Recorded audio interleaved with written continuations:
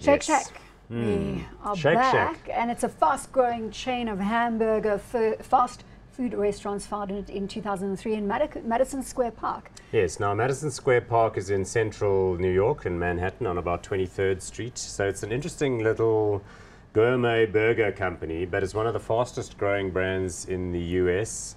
And like I said earlier, it's one of those that's not industrial. It's 100% Angus beef, blah, blah, blah. I like them so much. Lots of stores in Washington. You'll see them in Dubai airport. So as you say, they really are starting to gain momentum with their footprint. Their market cap is $1.27 billion. PE ratio here of 64.8, paying no dividends. Of course, you love your high PEs.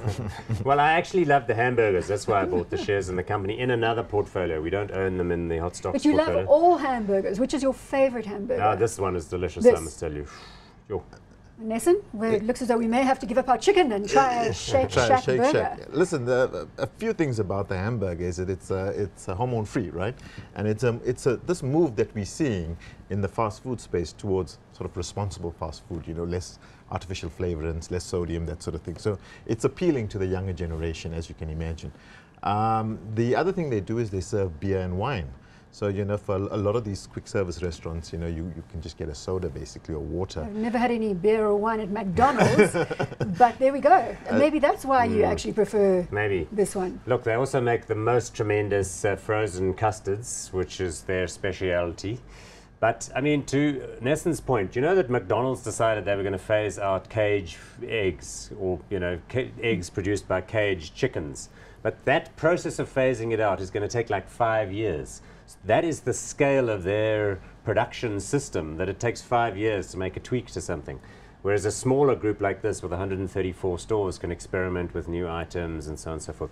This is a very popular brand amongst its own little faithful following. Any time they have a new store opening in a new city, everyone gets all excited. Do we have any money? Just asking, in case we get to investment of the day, do we have any money in the US portfolio? We don't. And as you know, we're fully exposed to these kinds of consumer stories. But this is just a fun stock, which, you know, I don't know though. I mean, I'm not sure that this kind of thing is very sensible from an investing point of view, because they will either succeed against, you know, all expectations, or they won't. You know, it's a very competitive space. There are lots of other stores we're not even talking about today, which also, as you know, specialty restaurant brands that are exciting. Hot or not on SHAK? I'm going to give them the benefit of the doubt. I think this was hot.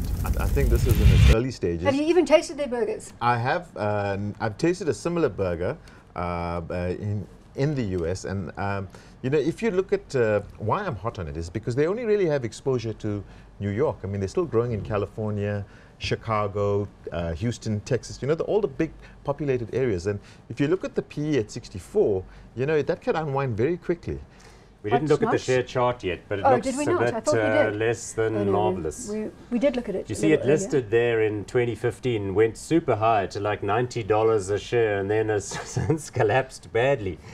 But I think it just got way overhyped. It IPO'd at a high level. Listen, if you want to try these burgers, next time you're flying to New York, there is a pair of them inside of the JFK Terminal 4.